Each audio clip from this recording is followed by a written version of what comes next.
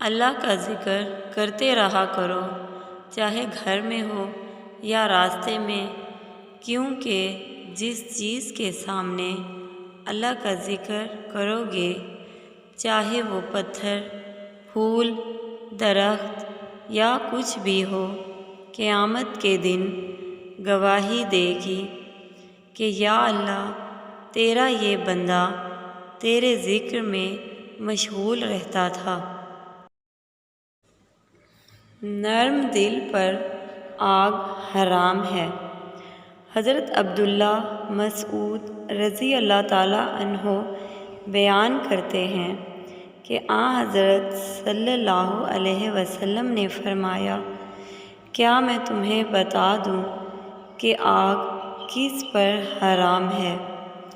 وہ حرام ہے اس شخص پر جو اللہ اور اس کے بندوں سے قریب ہے، ان سے نرم سلوک کرتا ہے، ملائمت رکھتا ہے اور ان کے لیے سہولت مہیا کرتا ہے۔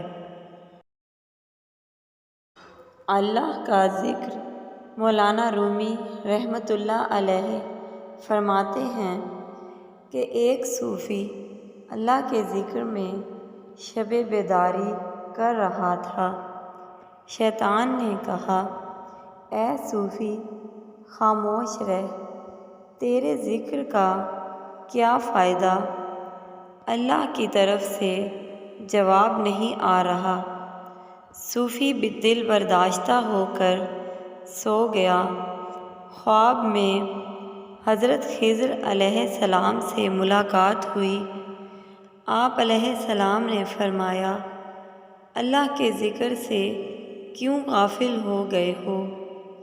صوفی کہنے لگا، اللہ کی طرف سے جواب نہیں آ رہا، اس لیے ذکر چھوڑ دیا۔ حضرت خضر علیہ السلام نے فرمایا، اللہ کہتا ہے، اے بندے، تیرا اللہ کہنا ہی میرا جواب ہے۔